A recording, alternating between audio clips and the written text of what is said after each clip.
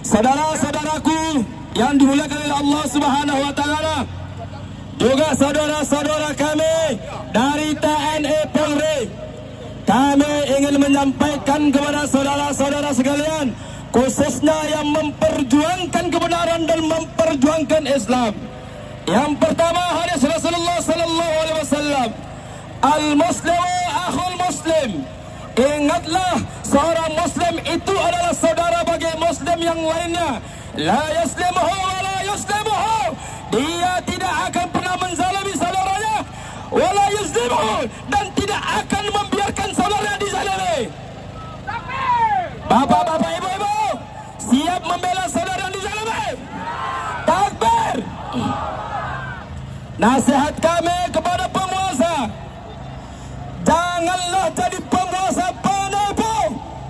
Jangan jadi penguasa penipu. Anda katakan Sinyigas akan membangun pabrik kaca terbesar di dunia. Kami ini masyarakat Indonesia, masyarakat yang pintar. 9 pabrik kaca terbesar di dunia, tidak ada satupun yang bernama Sinyigas. Itu yang pertama. Yang kedua, dia katanya ingin investasi di negeri Indonesia, khususnya di tanah Rempang Galang, 11,7 miliar atau 11,5 miliar US dollar. Kami ingatkan Anda penguasa, jangan jadi penipu. Asetnya di total keseluruhan tidak sampai 4,34 miliar dolar. Kemana dia mau cari uang? Menipu.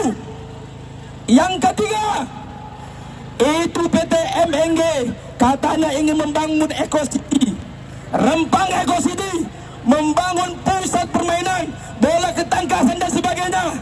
Ingat, budak Melayu, kami rakyat Melayu tidak membutuhkan permainan yang berkodok judi. Sepakat? Sepakat? Takbir! Takbir! Takbir! Takbir! La ilaha illallah Muhammadur Rasulullah. La ilaha illallah Muhammadur Rasulullah. La ilaha illallah Muhammadur Rasulullah. Saudaraku yang dimuliakan oleh Allah Subhanahu wa taala, ketahuilah dari beberapa pemateri ataupun yang menyampaikan orasi tadi, kita sudah jelas kalau persoalan yang ada hari ini tidak sekedar persoalan asobiyah, tidak persoalan suku saja, tapi ini adalah persoalan Islam. Ketahuilah saudaraku yang dimuliakan oleh Allah, satu akar persoalan kenapa Rempang Galang hari ini dikuasai oleh segelintir orang. Kenapa? Karena kita mencampakkan Islam, karena kita telah meninggalkan hukum Allah. Ini yang Allah jelaskan dalam Al-Quran. Zaharal fasadu fil barri wal bahri bima kasabat aydin nas. Telah nampak kerusakan di darat, di laut, bima kasabat aydin nas, karena ulah tangan manusia. Kerusakan seperti apa? Kerusakan fisik yang bisa nampak oleh mata kita. Gedung yang megah runtuh, itu kerusakan fisik. Tapi ada kerusakan yang lebih dahsyat, itulah kerusakan maknawi. Kerusakan karena disebabkan oleh ketidaktaatan terhadap hukum Allah. Makanya kata Allah, bima kasabat aydin nas, oleh ulah tangan manusia. Abid belum menggetarkan musuh Islam. Takbir. Assalamualaikum warahmatullahi wabarakatuh. Saudaraku yang dimuliakan oleh Allah Subhanahu wa taala, kondisi yang terjadi, yang menimpa saudara kita di Pulau Rempang Batam, itu bukan hanya persoalan mereka. Ini bukan hanya persoalan suku asobiyah. Ini persoalan akidah, ini persoalan Islam, ini persoalan kita juga. Apa yang terjadi kepada mereka itu tentu akan menyakiti hati kita. Apa yang menimpa kesedihan mereka itu juga kesedihan mereka. Kenapa kita hari ini berkumpul? Kenapa kita hari ini mau meluangkan waktu kita berkumpul di sini berpanas-panasan? Tidak ada lain tujuannya, yaitu untuk kita ini menghadirkan hujah kita nanti di yaumil kiamah. Saudaraku, apa yang terjadi di Rempang hari ini? Apakah mereka ini benar-benar investasi atau mereka invasi? Mereka investasi atau invasi?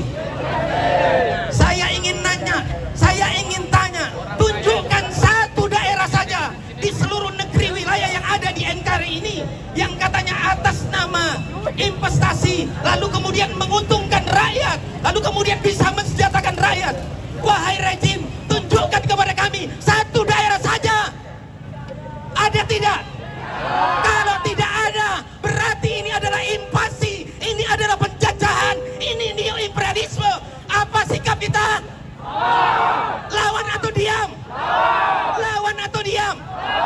Kita harus melawan. Kita hari ini tidak punya kekuasaan. Apa yang kita punya? Rasulullah Sallallahu Alaihi Wasallam telah menitipkan kepada kita sebagai umatnya, sebagai umat yang mulianya. Kalau terjadi kemungkaran, apa yang harus kita lakukan? Dengan apa kita merubahnya? Dengan kekuasaan. Bagaimana kalau kita tidak punya kekuasaan? Dengan lisan kita, minimal kita bersuara. Tapi hari ini lihat, ini harusnya persoalan kita sebagai kaum muslimin. Tapi kita lihat siapa yang berkumpul di sini, berapa yang berkumpul di sini. Wahai saudara-saudaraku, saya ingatkan, wahai tuan-tuan militer, tuan-tuan polisi, ini nasihat kepada Anda. Saya akan berlepas diri pada sore hari ini setelah saya menyampaikan nasihat ini kepada Anda. Di dalam hadis Rasulullah Sallallahu Alaihi Wasallam, Rasul telah menjelaskan ada sekelompok umatnya yang datang nanti di hari kiamat dalam keadaan bangkrut.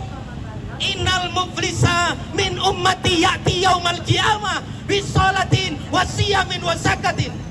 Apa kata Rasulullah? Sesungguhnya orang yang bangkrut itu adalah min ummati, dari kalangan umatku. Kalau kalian itu mengaku umat Muhammad, ini nasihat sudah datang kepada kita. Ini peringatan sudah datang kepada kita. Apa yang diperingatkan oleh Rasulullah? Orang yang bangkrut itu adalah bagian dari umatku. Ya'ti yaumal qiyamah, yang datang nanti hari kiamat dalam keadaan bangkrut. Dosa apa yang dia lakukan sehingga dia bisa bangkrut? Wahai saudaraku, tuan-tuan militer, tuan-tuan polisi, dengarkan nasihat ini.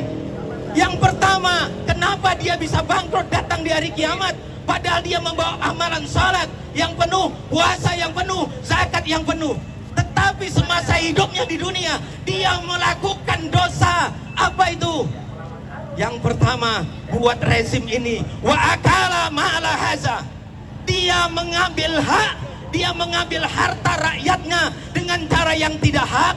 Lalu kemudian dia mati, tidak mengembalikan haknya.